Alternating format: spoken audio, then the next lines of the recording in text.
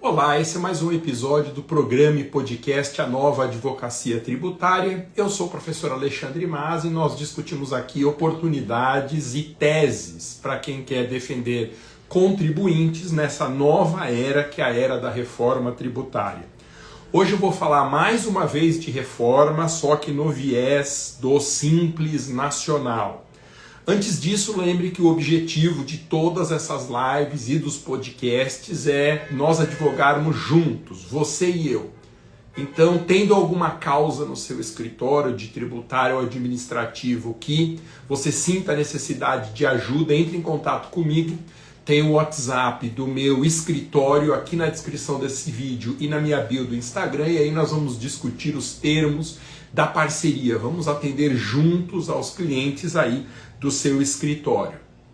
E lembro também, antes da gente falar de Simples Nacional, que estão abertas as matrículas de todos os cursos de advocacia da minha escola. Eu tenho 15 cursos de advocacia e o conteúdo de hoje é um bônus de um curso específico que é o Advocacia Tributária. Para você saber mais sobre os cursos da minha escola, digite escoladomasa.com.br ou clique na descrição desse vídeo ou na minha bio do Instagram.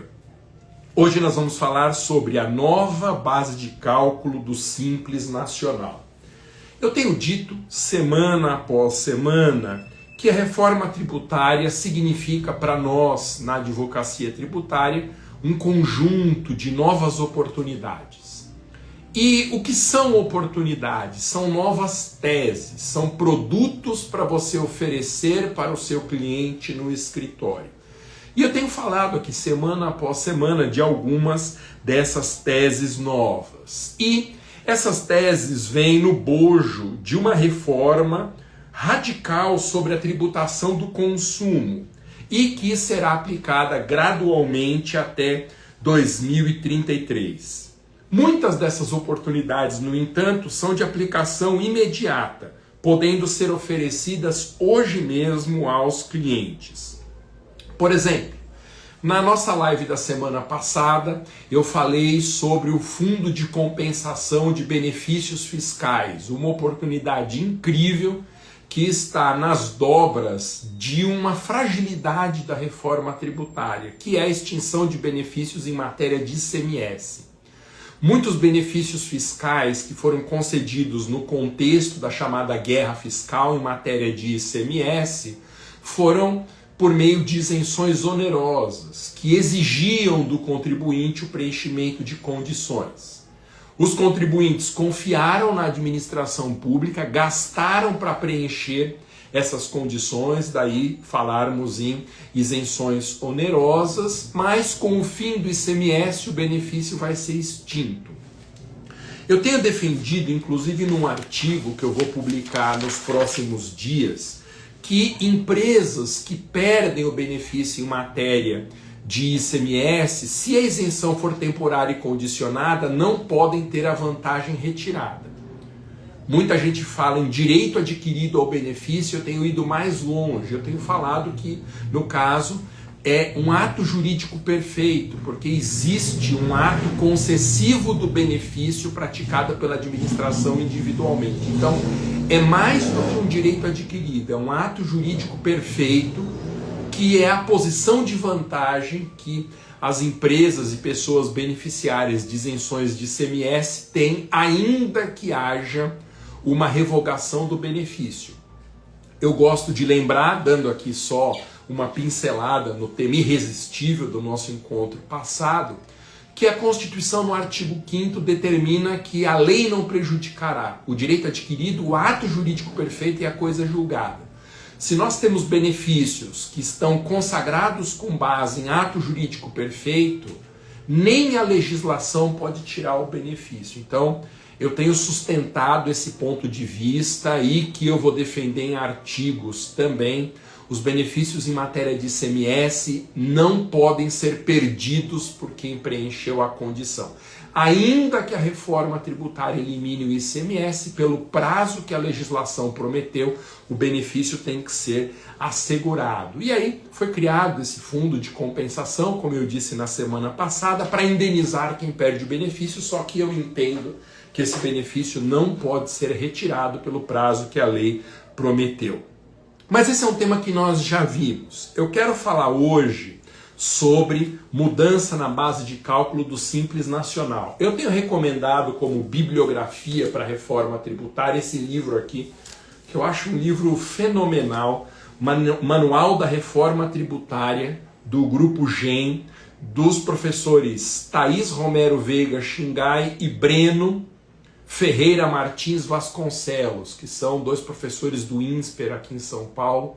Esse livro envolve um projeto muito legal, inclusive os direitos autorais são revertidos em favor de alunos que tenham direito lá, preenchendo as condições lá, que tenham direito de estudar com bolsa no INSPER. Então esse projeto, além de ser um livro muito bem realizado, que vocês devem reparar que eu estou devorando, né, gente, pela quantidade de post-its e anotações que eu faço aqui. Então, fica a minha recomendação bibliográfica para quem quer estudar a reforma tributária. Manual da Reforma Tributária, um projeto muito legal dos professores Thaís Romero Veiga Xingai e Breno Ferreira Martins Vasconcelos. Muito bem. Quero falar um pouquinho sobre Simples Nacional. Toda chance que eu tenho de falar do Simples, eu começo dizendo a mesma coisa. O nome não é um nome muito correto, porque esse regime unificado de pagamento de tributos, ele tem tudo menos a simplicidade. Aliás, é muito curioso que hoje nós temos um princípio tributário em vigor no direito tributário, que é o princípio da simplicidade, cujo conteúdo é desafiado pela própria legislação do Simples, que me parece uma legislação extremamente complexa. O modelo em si do Simples é um modelo muito complexo, apesar do nome Simples. Então, em tese, seria possível até discutir a legitimidade dessa complexidade toda à luz do novo princípio da simplicidade. Mas isso é só uma abertura que eu faço. Toda vez que eu falo de Simples, eu sou viciado nesse comentário, que de simples, essa forma de tributação, não tem nada. O fato é que uma das características da reforma tributária que os professores Breno e Thaís indicam aqui no Manual da Reforma Tributária é a chamada base ampla. E o que é a base ampla? A base ampla é a ideia de que os novos tributos sobre o consumo têm que incidir sobre todos os aspectos relacionados à atividade de consumo. Então, desde a produção até a comercialização e prestação de serviços, nenhuma atividade poderia escapar do fato gerador dos novos tributos. E isso tem sido chamado de base ampla. Tanto é assim que eu tenho dito para os meus alunos, a palavra que me parece a mais importante na reforma tributária é uma palavra que foi inserida na descrição do fato gerador dos novos tributos, que é a palavra operações. Com a entrada em vigor do IBS e da CBS, passam a constituir fato gerador dos novos tributos operações de consumo. Então não é mais apenas um tributo que incida sobre mercadoria, sobre circulação de mercadoria, mas sobre operações de circulação de mercadoria, para dar um exemplo. O que dá uma grande elasticidade para esse fato gerador, porque se nós formos estudar o conceito de operações, nós vamos ver que esse conceito é um guarda-chuva que permite que os novos tributos incidam sobre todas as atividades de fato que envolvem o consumo. E tem algumas oportunidades que a reforma tributária trouxe nessa lógica das operações e da base ampla. Eu não sei se vocês acompanharam, algumas semanas atrás eu fiz um workshop das novas oportunidades que a reforma tributária trouxe. Oportunidades que já podem ser utilizadas de imediato. A reforma tem um mundo de oportunidades, mas algumas só vão poder ser utilizadas daqui a alguns anos, quando gradativamente a reforma for implementada. Outras não têm aplicabilidade imediata. Essa que tem o nosso objeto do nosso bate-papo de hoje é de aplicabilidade imediata. O que aconteceu? A reforma tributária não apenas cria tributos novos, mas ela tem alterado também o regime jurídico dos tributos existentes, que é o caso do Simples Nacional. Por quê? Antes da reforma tributária, o Simples incidia sobre receita bruta, que é conceituada pela própria lei do Simples como, abro aspas, considera-se receita bruta, para fins do disposto no caput desse artigo, o produto da venda de bens e serviços nas operações de conta própria, o preço dos serviços e o resultado nas operações em conta alheia, não incluídas as vendas canceladas e os descontos incondicionais concedidos.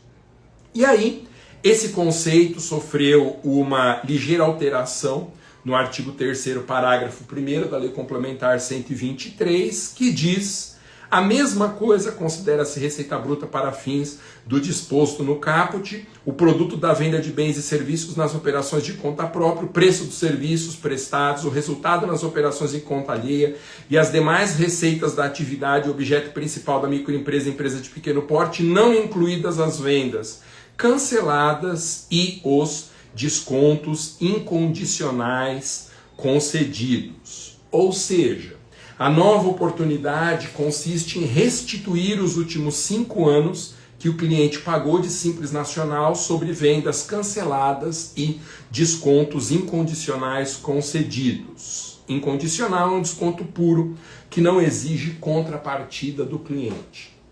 O que a reforma fez foi ajustar a base de cálculo do Simples Nacional, retirando da sua base esse conceito das vendas canceladas e descontos incondicionais concedidos. Então essa é uma oportunidade que é aplicável de imediato na reforma tributária. Ela não precisa aguardar os próximos passos da entrada em vigor da reforma, ela já é de aplicabilidade imediata. Então, qual a solução que nós temos para resolver o problema do cliente? Levantar na contabilidade da empresa quanto foi pago nos últimos 5 anos sobre esses valores indevidos e requerer administrativamente a restituição, ou então o lançamento de crédito na conta do cliente.